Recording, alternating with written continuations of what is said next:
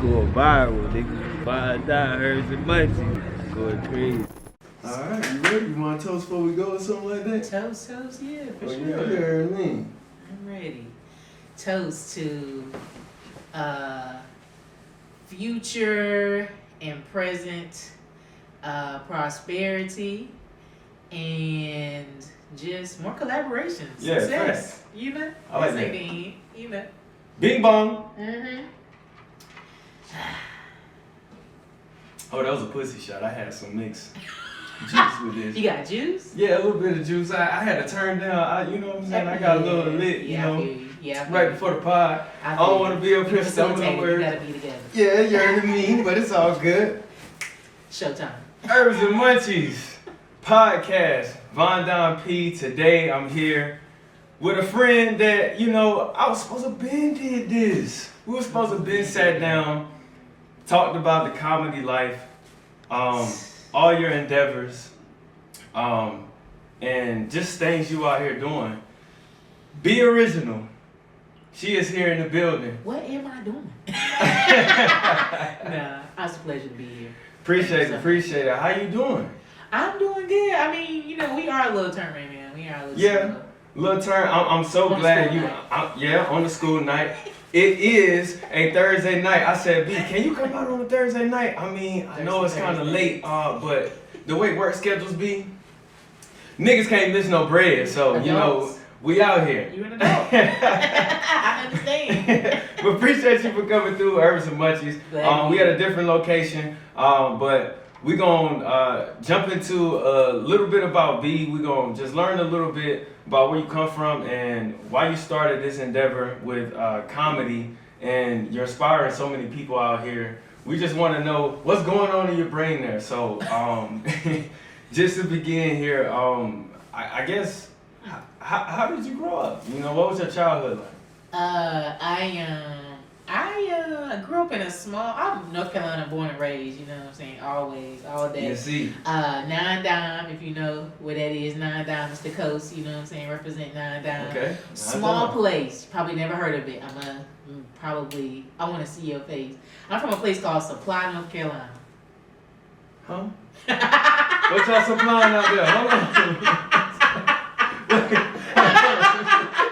Supply, North Carolina is where I'm from. It is a small town. Like, literally, if you know Highway 17 and you ever drove, like, down 17 to go to Myrtle Beach, you probably passed my house. Okay. I literally live on the highway. Like, I definitely you would see a motherfucker like me taking the trash out on Wednesday night if you was going somewhere. You know what I'm saying? Like, Thanks. on the road. Oh, so it was right on the road, so you heard the whole, damn, bing. Yeah. Okay. Yeah. Like, when you taking a turn, like, you think of taking a turn here off of a side street is hard. You on the highway turning off on a dirt road, and everybody on your ass with the brake. It's like, they hit you, they just hit you, nigga. Shit. Yeah, that's scary. I always wondered, me coming from the country, you just run outside, you know, the ball across the road, and you run across the road. And No. Ain't out no there. across 17. Nah. I mean, you can do it, but you gotta wait a little bit. You know what I'm saying? Yeah. Oncoming track, you better look both ways. Okay. For sure. Facts. For sure. Yes. Okay. So, that's where I'm from. Grew up down there. For the most part of my life, I moved around a little bit. Lived in Maryland for a small bit. Lived in Greensboro when my sister was born. Mom died when I was 7. Moved with my aunt. My aunt was a teacher. Came from a real strong educational background. My uncle, P.R. Hankins, Jr., he actually was the first and only black superintendent, I think, to this day in Brunswick County, where I'm from. Okay. So my grandma was a teacher. My aunt was a teacher that raised us, you know. So being instilled about school, books, arts was kind of touch and go for me. And then really realized that, like, you know, had some traumatic experiences as a child, grew up and realized who I was, you know what I'm saying, my family. I was so emotionally intelligent, though. It really still shocks me to this day. I was so emotionally intelligent that I knew that I'm gay, my family not going to accept me. Thanks. I got to do what I got to do. Yeah. You know what I'm saying? Yeah. I want the least amount of problems out of this bitch. You know what I'm saying? So, so I did what I had to do. Then I went to college, and then I was like, okay, yeah, I'm gonna do this still, but then it's like I know what I really want to try to do. So like, you know what I'm saying? I just became myself, and then I was like, okay, cool. Yeah. And then like it was just kind of was what it was. I dropped out of school, and At what age? I was junior, first semester in College. and yeah, Okay. and dropped out. I really didn't have a strong support system, honestly. Like they kind of just let me go out there, and you would think that because my parent died at such a young age, they would have been a little bit more prepared to send me off. Like it was kind of like, yeah, we're gonna do what we gotta do to get you through the regular, and then when you get of age, it's on you. Like, yeah, but not telling me nothing really. But you know, that was kind of weird. But I adapted. I was always really like emotionally intelligent, able to critically analyze shit, see what it is, realize that I'm in a position where the child has no power. Mm-hmm. Do what I gotta do. I got a sister, you know what I'm saying? I want to make sure that she's good, taken care of and shit. And then when it's time for me to go, it's time for me to go. And I have not looked back. Like I visit, but I don't really go back. You know what I mean? So I mean, you know, and they see what I'm doing out here. Like there's really no question. You can't say what it is. You can't have any input because you had your input. You had your time. And I still am who I am because I knew that then. So, you know. And that's good. Yeah, you strike me as a confident person.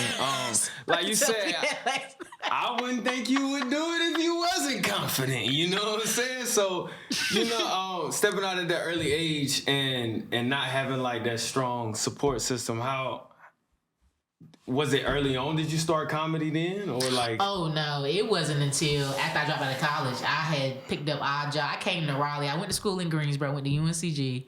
Dropped out in 2015. Came to Raleigh. Lived with my other aunt Tammy. She's like my favorite aunt. She the one that kind of like always like. I think part of my confidence comes from her. You know what I'm saying? Like so. She was one of them like, I love you regardless, you know what I'm saying? Like, I actually came out to her and shit, and she was like, you know, so there's a respect, lit. You know, she been there with my first girlfriend and all that kind of shit. So she been there, you know what I'm saying? So she was kind of cool, and I stayed with her for like 3 years, and then I decided to go on my own. And then it was when I was working at Chili's. That's where I was a servant then, and I had like this manager, his name was Ronnie. And I always shout out Ronnie because, like, he really the reason why, like, I always been funny. And that's not to be cocky on no dumb shit, but, like, my high school voted me class clown. I was about to say, you had to be like, class clown. That's, like, I really got that shit. Like, I was like, yeah, like, nah, off the strength of just that. You know what I'm saying? But I was doing comedy when I was a child. Not because I saw comedians. Now, don't get me wrong, I know comedians. I watch comedians on TV, and I was like, oh, they funny. Yeah. But I was doing comedy as a coping mechanism, but I wasn't doing it to where, like, I'm trying to be funny. Like, I just knew that in my head, in certain conversations, I could control it and set up a punchline, but like, they about to laugh at that. Boom, say it. At that young age? Okay. And not knowing that I'm doing timing until after the fact. I'm like, oh, nigga, I've been doing this. Yeah. I ain't been to like school or a class for it, but I've been doing this. I know what this is. I know what I'm doing. Yeah. Like, you know, I can't give you the formula, but I know how to set it up. And like sometimes this shit just come to me. And so that's kind of how it happened. And then like when I broke up with my girlfriend, she still went with me to the the open mic. Like she kind of like went with me to support me on it. And I did it. I bombed hard. Right. Then I was like, I wasn't good on stage, but I like it. I want to do it again. But okay, that was like your first support that you had there. Yes, towards my journey. So and that put you. So it was Ronnie first, and then your girlfriend actually attending. Yeah, these. Going with me. Okay, nice. Okay, yeah, I can see where that would come from because I try to be the class clown myself, landing my ass in ISS. Yeah, oh yeah, me too. You know, parents didn't understand it. I was the only child though. So it was hard to get an outlet of like kids, you know what I'm saying? I wanted to hear somebody laugh or like, you know, just wanted to get a bond with somebody. So that's interesting hearing you know, break that down of how you got into comedy. Oh, okay. So being that you said timing like that, like who were there any comedians that you looked at growing up? I mean, or inspired to be? Well, for one, I thought it was just comedy. You know what I'm saying? When I was growing up. Because you would see a bunch of comedians, but then when you grow up and then you actually learn about comedy, there's stand-up, you got improv, you got sketch comedy. So I was like, I admired certain comedians from different lanes, even though I'm doing stand-up primarily right now. You know what I mean? Yeah. So like I like Jim Carrey because Jim Carrey is that energy that where like he can really shake the room. I don't know how he encountered that. And he can really get everybody. Yeah. And he can be authentic and true. You know what I'm saying? And then you got like somebody like a Dave Chappelle or a Cat Williams that's honest, brutally honest.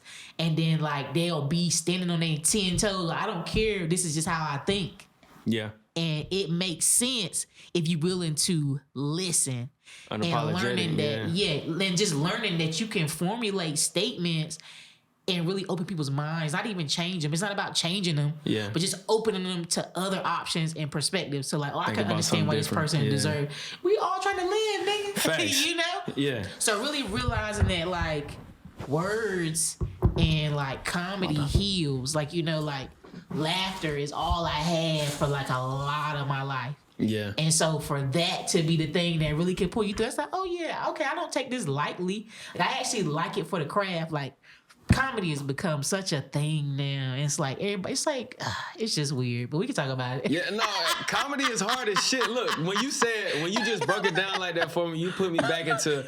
I started out trying to do comedy, but I was sketch comedy. Okay. Like, I had to write my sketch is hard. Yeah, I had to write my shit out because if I ain't write my shit out, you be looking at the camera like, you know what I'm saying? You really get fucked up. You know what I'm saying? You kind of get shot almost. You know what I'm saying? So if you know where you're going, you plan it out. You know that you can act this way different. You can do this. Let's try it this way. Let's be more this way. You know what I'm saying? That's what I was used to. And I even filmed people like auditioning for like takes and stuff. I mean, for like I'm blanking right now. The Red Cup. You know what I'm saying? But audition tapings, I was doing that. So I was getting into seeing how the director would ask for this kind of take or this kind of take. And I would see when they get rejection, they would get more eager to apply for more roles. It didn't shut them down. I was like, okay, it's not about, oh, I do this, I act, oh, I can do it. No, it's about the repetition.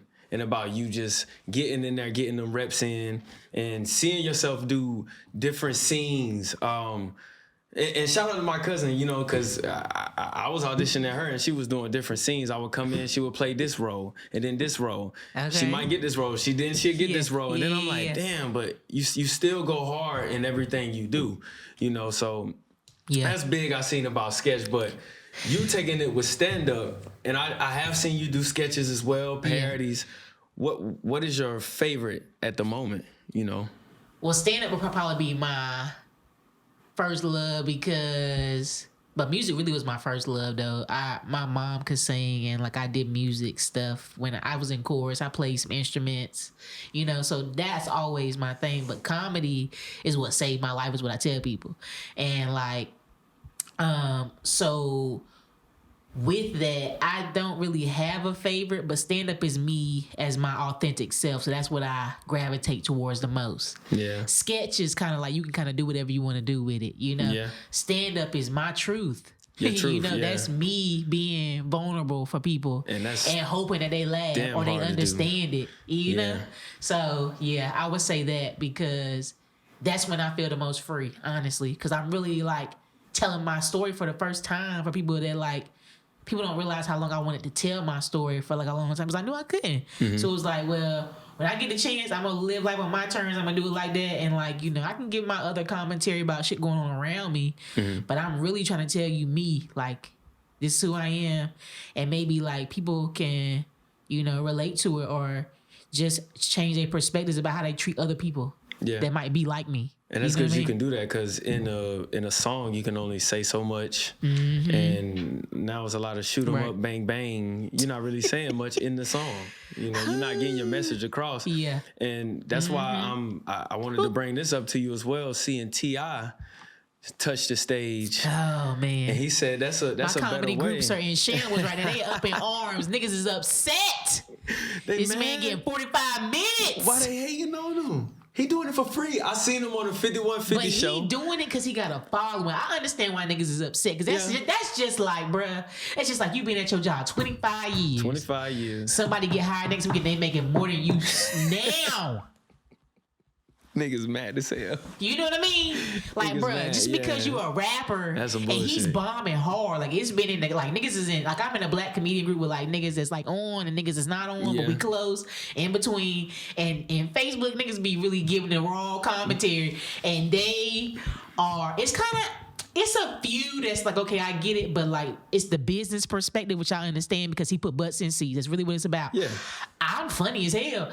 I can't get a bunch of niggas to come to a show collectively every time. Yeah. I'm gonna tell you that, right? That's where I struggle. But it's not like I'm not like working. You know what I'm saying? Niggas still know that I'm funny. Okay. But it's like I'm trying to make that shit stick now. So I get it why they mad. But he not funny. Okay. I seen one joke when he was talking about. I seen one joke he was talking about the titties. You gotta grab them off. I mean that was cool. Got a little laughs. But you know. Men get it easy. Men comedians get it easy. We want to talk about the real shit. Men get it easy because men can always crutch on sex shit, right? Women actually have to prove that they fucking funny. You know what I'm saying? And comedy, or mostly everything in the world, is male dominated. And comedy, for a bitch to be fucking funny and captivate a crowd, nigga, not just the women but the whole shit.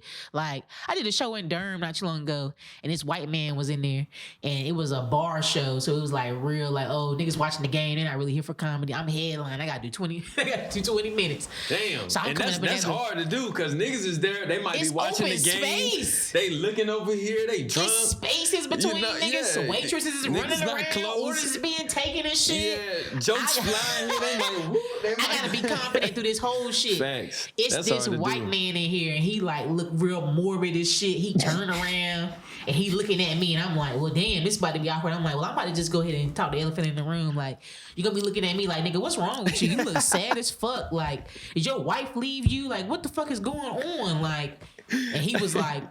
We just kept going back and forth. At first, he wasn't trying to give me nothing, and then after a while, he was like, "Make me laugh," and I was like, "Oh, okay, this nigga. At least you speak. You know what I'm saying?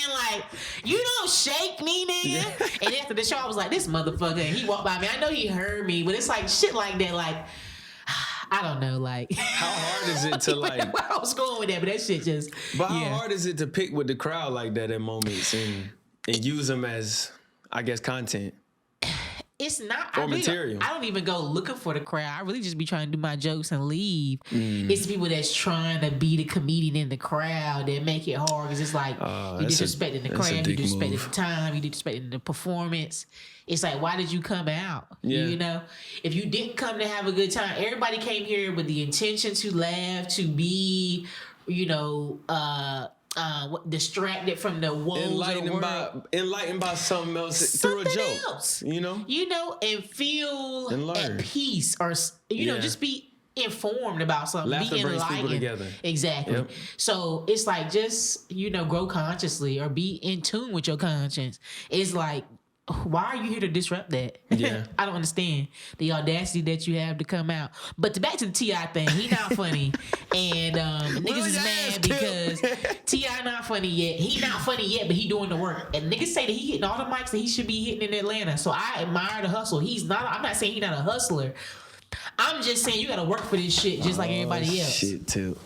You gotta work for this shit like everybody else. I'm saying because niggas start off with like 5 to 10 minutes for years. Yeah. Before you elevate to like a 15 and then you can really start warming up on stage. Damn. I'm at that point now. 5 minutes ain't shit. But when you really start now, nigga, that shit long as fuck.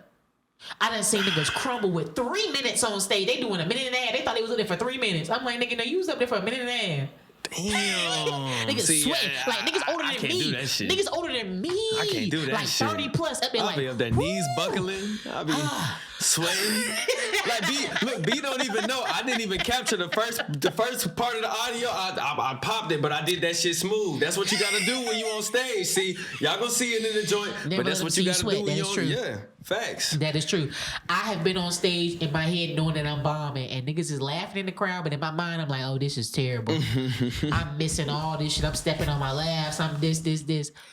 And the biggest cat phrase, if you a comedian, and niggas know this shit, if you're a new comedian, both, you'll hear this a lot. Good set when you get off the stage. It's like good set, and when you first start out, you think that shit is encouraging. You're like, okay, cool, good set. The more you do comedy, you realize, nigga, that's some bullshit. Niggas is laughing Niggas at you, is lying to you like, good set, nigga. Like, yeah, you fucking blow. Good set, like, nigga. Good set. Like, you take that shit with a grain of salt, because, like, in your head, as a comedian, you're the first thing you're like, I know what I did wrong already. By the time you get off the stage, put the mic back on the mic stand, nigga, you already said like 5 things in your head. Oh, I missed that joke, I missed that. So ain't no good set, nigga. But, okay, so why niggas don't be scared to give like just feedback? Like, why don't comedians help other comedians out? I wish they did. I've heard of comedians hating on the up and coming. You know what I'm saying? The next act, just hating on them. Why not just? Because they want to keep their success and they want to keep their position. It's just like a. It's just like a college football team when like the starter and the rookie is young and faster and more appealing and they stats is good right now, and so they start starting a little bit more. You get put on the back end. It's kind of like a little bit of resentment starts because they might have took you under their wing and now you passing them. It's a lot of motherfuckers. If you think about comedy and the history of comedy, it's a lot of niggas that put niggas on. And they the reason why these niggas, the big niggas, is successful. Yeah. Like Tony Woods, you know what I'm saying? Like the Dave Chappelle's and like people play the background a lot. And when you realize that, like, you can be famous and not funny. Like, it's niggas on the road that's touring every day, every week, every month, or months out the year that are hilarious. You don't even know who they are. You know? Damn. So it's deeper than rap, think about. You know? I mean, because I just don't understand that, because I always look to the young kids because they know what's popping or they know what's hot. You know what I'm saying? At the time, it might not be. These young ones is crazy, but though. It might not be curated right. They like a weird shit. Yeah. Look, but like NBA YoungBoy, the kids love him. Yeah, it might not be curated right. We don't want to see all them guns. We see why he may be on probation now. But it's like, okay, we see what they like to hear. So if an older rapper come and do that, give the same kind of cadence or something, it might work. You know what I'm saying? So I just always look at it like that. Like, you still got to look at the young, or get some writers. Like, the older niggas, like, look down, get some writers. Like, look, I think you need people on your team. I don't know enough writers. And, that's what I think my biggest qualm is as a creative, just Damn, she went through Quam out and she was talking shit to Tip. Yeah. Damn. T.I., I love you, bro. You a great dude. I'm just saying, you know what I'm saying? Hey, your stand-up right now is trash. You gotta grow. Everybody trash, bro.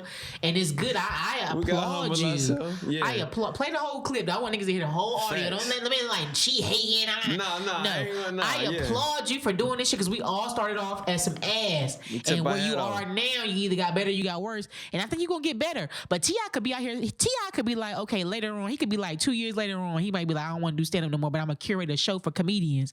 He might put niggas on. Yeah. So just you never know. You never know. You know what I'm saying? He could just be filling out the market. You know what I'm saying? You don't know. He got money. Like, he's a businessman. So in reality, it could be just. He turned down like $100,000 shows to rap just to do comedy shows for free. That's what I'm saying. That's why I'm like, you know, people. Comedy is one of the hardest crafts, but it's the most needed. People didn't realize how much they needed comedy until the pandemic happened. Performances and live artists and artistry in general, they forgot how much that shit mattered because all you had was the internet and videos. But videos bring a whole nother different element to the game, which is good because it's quality and it's also trash. And because everything is so saturated, it's hard to weed in between what, and people are just getting on because they on and views. But I'm just saying, work with what you think works for you and do it. T.I. gonna pop though. He gonna put somebody on, or it's gonna be something bigger than what it is. But I'm gonna say he trash right now. Yeah. I stand behind that. He got room to grow. I love you. Yeah. Put me on, nigga. I'm funny in real life. I should really be in Atlanta more than I am. I'm in North Carolina. I really should be in Atlanta more, but I'm not. But so what places have you? So okay, have I performed? Yeah, what places have you performed? Because you down here at Good Nights killing it. I've been Good Nights at Raleigh, usually kind of regular. I'm back in now a little bit. I performed at the Laugh Factory in Chicago. I've performed, where else? I performed in Atlanta at 1865 Festival. Shout out Vanetta Schofield. God damn, you name it. I've performed at MSR Lounge. Shout out to Kia Comedy. Shout out to KB2 Funny. I've also performed. Where else? I performed in at Kazi's. Shout out to Lorraine, who's in Atlanta now, but she's from Newport News. That's where I was performing at. Shout out to Ben Malone, put me on that show. VA. And got some fam in there. Other than that, I think that's all I performed. Really, like I performed throughout North Carolina, but like state-wise, other places, that's pretty much it. But I'll be in Pennsylvania, Allentown next month. Stay tuned for that. Watson Ward every month. You got a date for that? The 11th and 12th. Okay. Allentown, PA, but the announcement ain't been made yet online with the flyer and shit. But I'm looking to go to Colorado and perform. Open mic though, nothing booked, but just to feel out. Hey, every year, you hitting them stages. Every year, I like to put 2 or 3 places I want to perform that I ain't never been stand up comedy. I want to do that. Damn, that's what I say, and it be manifesting itself. It be manifesting itself. So I'm like, so it's been happening. So I'm excited to see where it goes. I like performing in other places because you kind of get comfortable being where you are. Yeah. And I think that I need to make sure my material works for everybody, not just where I am. And that's important if you want to be successful and play the long game with this shit. And that's what I'm trying to do. That's why I ain't pressed for the social media shit. Yeah, I ain't pressed for that because I know the quality there. And the quality is what matters because it's like I'm outlast all this 60-minute real shit. I can do the real shit. I don't like it. I was doing Snapchat and all that shit. I was making my own channel before YouTube was popping. All that shit. Like, niggas know. Niggas that know me know that I've been doing this shit. And I was like, when I realized how this shit was going to turn and like niggas was going to become shallow because of the internet, I was like, I don't want to do this shit no more because this shit whack. I don't want nobody to be like, I'm an Instagram or nothing. I'm a stand-up comedian, nigga. I do this shit off the strength of me going out every fucking night and whoever laugh, and whoever don't fucking laugh. But nigga, my shit go. Yeah. And I know that shit, and I'm trying to polish it up because when I get to the top, niggas already know. Niggas know what it is, bro. I was in a room last night at the Haymaker. Shout out to Jacob Rice. I was at an open mic. It's downtown Raleigh. It's a cool bar. Okay, Haymaker. It's a late night mic. 10:30, 10 o'clock, Wednesday night. It was a Heckler mic last night. All these dudes was in the room. I took a nap because Jacob told me there was going to be a Heckler mic tonight. And I was like, okay. He said, it's going to be some money on it. It was like $20 on the line. I said, okay. He said, come out and give these niggas a hard time. I said, I took a nap. Now, what's a Heckler mic, though? What they explain? A heckler is somebody. The audience don't understand what the hell a heckler mic is because that shit sound horrible. A heckler is somebody, let's say you on stage performing your jokes, right?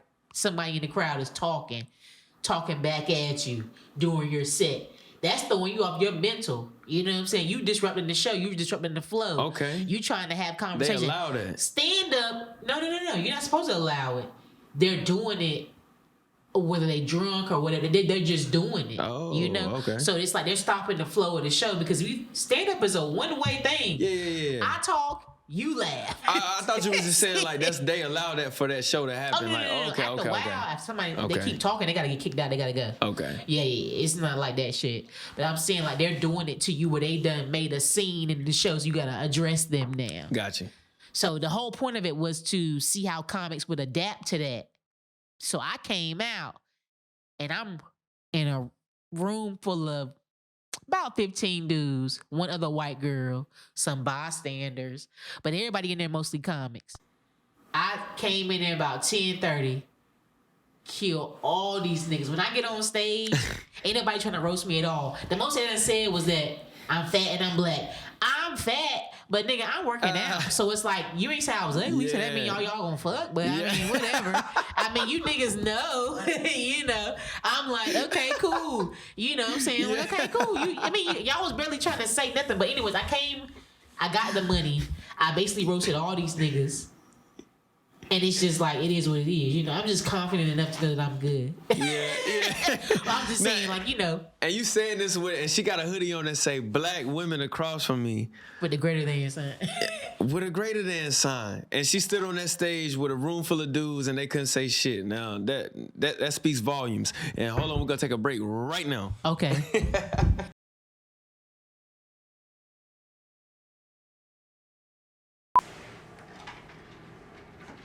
It's not good. That juice is smacking in that shit. My girl tried to play me with the juice. What was it? What is it? The Tampico shit? Tampico? What is it? Some orchard. Okay, mango, something. It tastes good. Tangerine pineapple. But my girl tried to play me because she be like, oh, you don't be buying the same juice, but you be drinking my juice. But I'll be like, nah, I'll be trying to the fire shit, you know what I'm saying? Like, I'll be trying to make sure it's fair. Nah, it'd be fire, but you know what I'm saying. All right, so we had to take a quick break, but we back into it. So, gang. B, before we was leaving, we was talking about comics, I don't know what the hell we was talking about. I ain't even gonna sit talking here about and cat comics, with talking y'all. about T.I. bombing. Yeah, we was talking about T.I. bombing. We was talking about comics hating on other comics. Niggas just be not showing love. Talking about the open mic that I crushed these niggas at the Heckler Mic. We was talking about the bullshit of the comedy side, where but I now performed. we want to talk a little bit about the business side of comedy. So, tell us a little bit how you get involved in the business of comedy. And sometimes when you don't touch the stage, what you doing behind the scenes and how you putting these shows together and how you networking with these comedians and really just running the shit. Right. Well, I realized early that I didn't really want it to be all about me because that's a lot of pressure. Mm-hmm. And especially when you start building a fan base, motherfuckers don't want to see you doing the same shit all the time.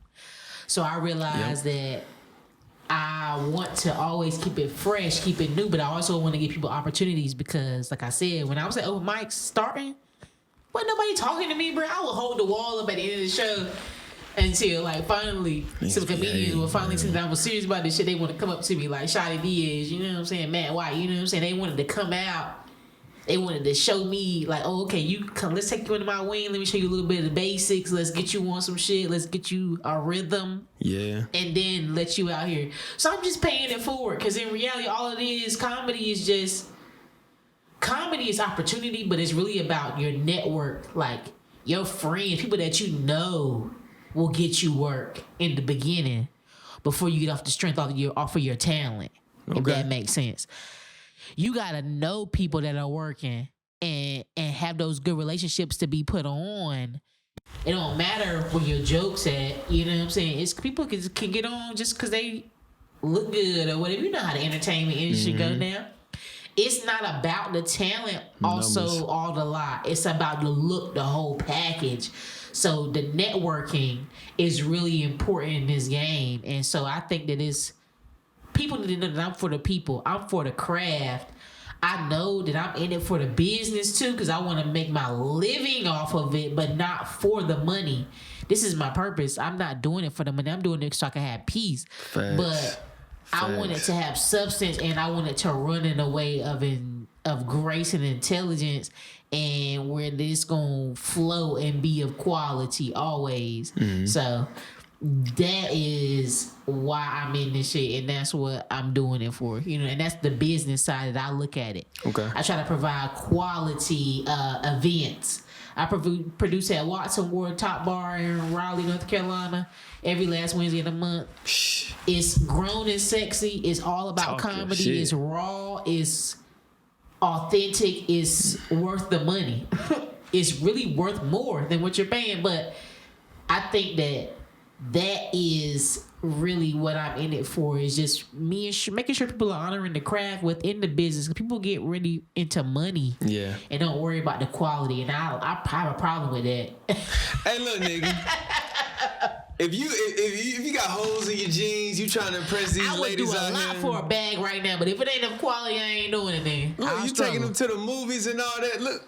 Man, switch your game up, man. You just heard what she said. You take a wine and dine. You get some food. Yep. You get some drinks. Yep. And you get a laugh. Mm-hmm. And I bet them draws coming off at the end of the night.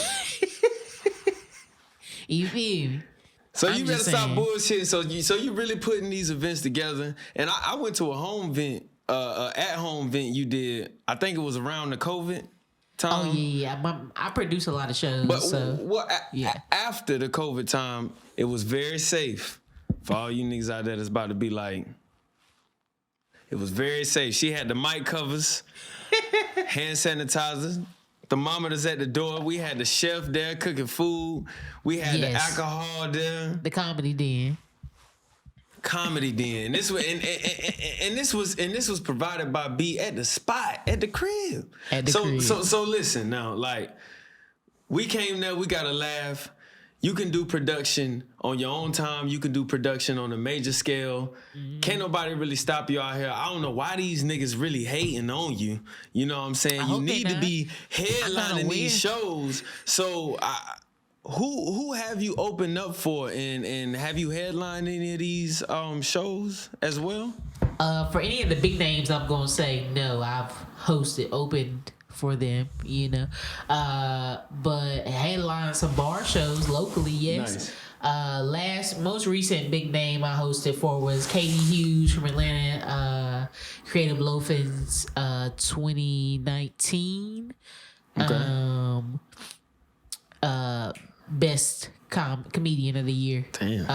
In Atlanta. And then before that it was Ali Sadiq in December. And then before that it was I think Isabel Hagen was somewhere in there. And then I also had she went to Juilliard. And then before that it was Plastic Cup Boys, Yamanika Saunders, Nori Davis. So yeah, that ain't no names to play with right there. So if you don't know, you need to get familiar, because that just ain't no for play names right there. She was on stages with motherfuckers that take your ass up after. You know what I'm saying? So you better come with some shit. Pretty much. I try to do what I can. I try to hold my own. I try to be authentic. I think I have my own style, though. I don't really know how to qualify myself. I can just use adjectives to describe my style. I am witty. I think I'm raw. You know, you quick with it, yeah. You know, because I see you joke on somebody that's in the crowd. When I came to the door, I was like, damn, you was quick. I was ready. I was like, damn, was she planning that? But do you plan that, like when you just sitting back, you kind of scoping the crowd, or you I know you can't give everything away, but sometimes it happens like that. But honestly, my process is I just let it happen. Like, I'm always in comedy mode. It's just like second nature to me. I'm always looking at the funny in life because we take it too serious. Yeah. So it's like the way I've been doing it, it's just second nature. Like, I don't even realize I'm doing it. I'm like, oh yeah, that's funny. You doing it or this, you know. So I can't say that it's a science to it. I'm just used to doing it, and people might think it's a ploy or it's this, but it's just really me. Like. And if you know me, and that's just really who I am. So yeah. Well, B, you know, I guess before we get out of here, anything you can tell the young comedians or anybody that's trying to come up in the comedy game, aspiring. Why?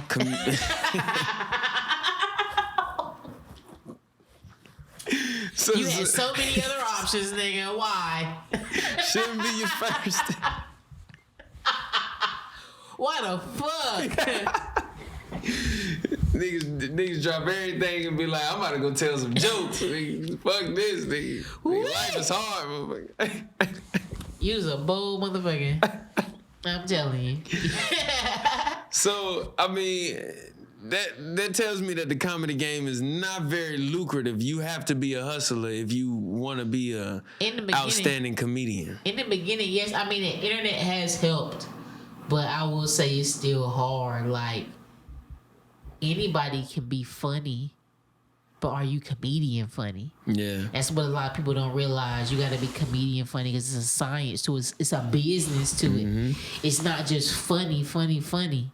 You can be funny in conversation and not funny on stage. And it never translates. You could be funny on stage and not never make it work in your business. So you're failing as a comedian because you're doing it and not getting any lucrative reward from it. You know, so it's a lot of angles to this shit. It's a lot of stuff coming at you. I would tell anybody that's trying to do it, make sure you're doing it because you like it, because it won't be money in it like you think. Okay. You know, I mean, you will get compensated, but it won't always be in money, and it won't always be what you think you're supposed to get. The crowd won't always be good. It won't always be worth the going out. You know, you gotta love it for the craft, because comedy is a way that you can steer the consciousness of society, and that's not something that you can take lightly, you know? Yeah. People listen. It's just like public speaking. Public speaking is important. Anybody can hear you. Anybody can attach on to what you think because you like-minded and be affirmed because somebody else in the world thinks that way. Not because it's right, but because somebody else thinks that way. Yeah. So if you know right from wrong, if you know the righteous ways to go and the ways that you should live, then use it and incorporate it in your art, because art is living. Living is art. It's like a technique, you know? You learn it as you grow older, you know? So don't take it lightly. Do it for the love of the passion. Do it because you want to do it, and have something to fucking say. And really, that's it. I mean, you know, you can have fun with it. You can bullshit. I got some jokes that just throwaway jokes, but they funny, and I thought it was funny, but I really at the point have something to say, you know? Mm-hmm. I matter. You matter. Everybody ain't like you. So be receptive to somebody being different and thinking differently, but realizing that they have the same rights as you do to life to live. And just be cool with that. But yeah, that's why I do comedy. And absolutely. Follow me on Instagram at _BE original. Shout out to Vine. Hey, you know she been on the stage and she already plugging. I was about to ask that. Watson Ward, March 30th. I don't know when this shit coming out, but every last Wednesday of the month, check us out at Watson Ward, downtown Raleigh. Thanks. We'll be there. More shows to come. Live from the Comedy Den on Facebook, live stream, Twitch. Follow the Culture Enthusiast Podcast. Culture spelled with a K. I'm turned. Culture Enthusiast Podcast. I'm gonna be making an appearance on there. That's her pod. You dig? I'm gonna be making an appearance. Y'all check us out. Yeah, it's been cool. I appreciate you, bro. Hey, we been lit in this motherfucker. Herbs and Munchies podcast. Hey, I thank you so much, B. I didn't even take my sip. Yes, I appreciate you. But you dig, I'm so glad we finally had this conversation. I appreciate you. All inspiring comedians. Oh, yeah, check out the COVID. I had the COVID parody of the year. I'm gonna let everybody know. I had the COVID parody of the year. The COVID parody of the whole pandemic. Coughing and coughing. I need a COVID test on YouTube. Ain't nobody, it ain't really popped up like you think it would, but ain't nobody really made no song about COVID, and it's crazy because this shit been long as fuck. Ain't nobody really came out with nothing that I think is slapping more than mine. And Nelly popping right now, so Nelly, you should be fucking check out my shit. It's about something different. It ain't about your dick. It ain't about your other shit. It's about your music. Your music. It's about your music. Check out my shit. Parody.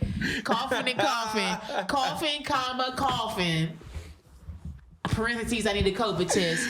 Culture Enthusiast, spelled with a K. Y'all check that shit out.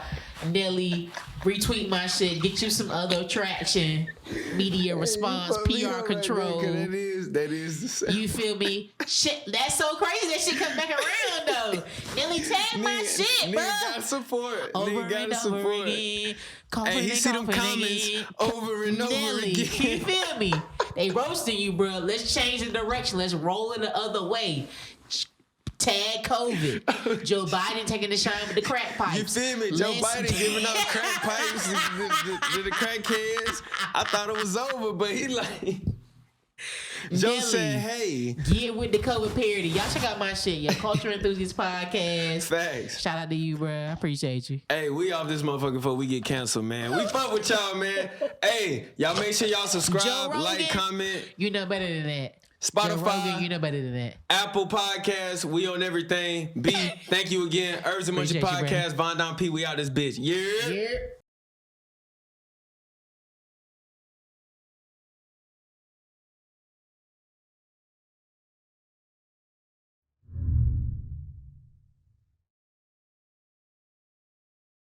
Hey, that was fire. I made sure to tag everything you couldn't ask. I commentated on it.